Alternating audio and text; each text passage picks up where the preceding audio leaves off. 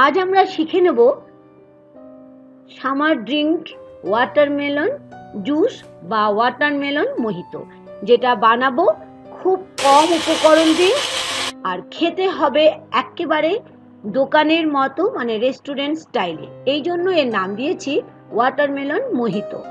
আর এর মধ্যে থাকবে বিশেষ কিছু উপাদান।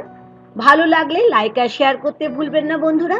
তাহলে চলুন শুরু করি আজকের summer special drink watermelon mojito বা ওয়াটারমেলন জুস। আমি এখানে নিয়েছি 1.5 কেজি থেকে 2 কেজি ওজনের একটা তরমুজ, যেটা পরিষ্কার করে আগে ধুয়ে রেখেছিলাম। হ্যাঁ, আপনারা হয়তো জানেন কিভাবে তরমুজের জুস বা ওয়াটারমেলনের জুস বানানো যায়, তবে একবার দেখে নিন আমি কি করে বানাচ্ছি। প্রথমেই তরমুজটাকে আমি ঠিক এরকম ভাবে কেটে নিচ্ছি। আর এই 1.5 থেকে 2 কেজি ওজনের তরমুজ থেকে আমরা বানিয়ে নেব 10 থেকে 12 গ্লাস জুস। দেখেই বুঝতে পারছেন তরমুজটা আমার একদম সুন্দর করে কাটা হয়ে গেছে, তবে বীজ আমি এখানে ফেলিনি।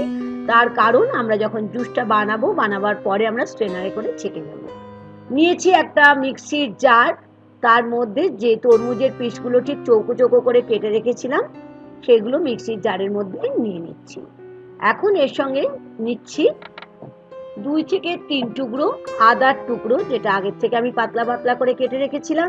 নিলাম বেশ কিছুটা ফ্রেশ পুদিনা, যেটা আমার কিচেন গার্ডেনে, মানে আমার বাগানের।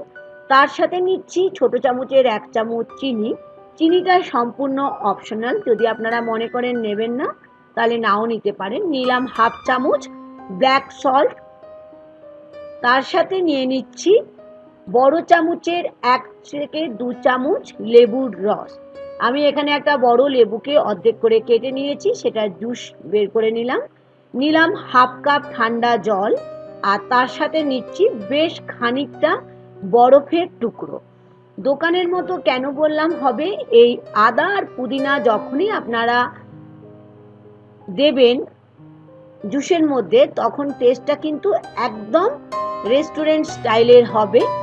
এখন মিক্সির মধ্যে নিয়ে মিক্সির জারটাকে আমি ধুয়ে নিচ্ছি। তৈরি হয়ে গেল আমাদের ওয়াটারমেলন জুস। দেখিয়ে দিচ্ছি।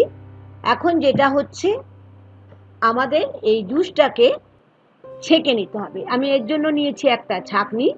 ছাঁকনিটার মধ্যে সম্পূর্ণ জুসটাকে দেখুন ঠিক এরকম ভাবে নিয়ে আমি স্ট্রেনারে করে ছেঁকে নিচ্ছি।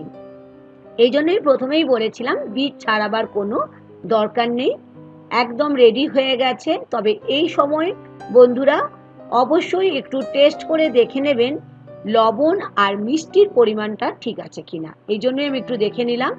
এখন হচ্ছে ফাইনাল স্টেজ, মানে যেখানে আমরা সার্ভ করব। প্রথমেই বরফের টুকরো নিয়ে নিলাম জুসটা একটা কাঁচের কাপের মধ্যে। ওপর থেকে একটু গার্নিশ করবার জন্য আমি একটা পুদিনা পাতা দিয়ে দিলাম। ইচ্ছা হলে দিতেও পারেন, তবে পুদিনা পাতা দিলে যেমন খেতে ভালো লাগবে দেখতেও ভালো লাগবে। আশা করি সামার ড্রিঙ্ক ওয়াটারমেলন মোহিতো আপনাদের ভালো লেগেছে। ভালো লাগলে লাইক আর শেয়ার করতে ভুলবেন না। নতুন বন্ধু হলে চ্যানেলটিকে সাবস্ক্রাইব করে নেওয়ার অনুরোধ থাকলো। Thank you.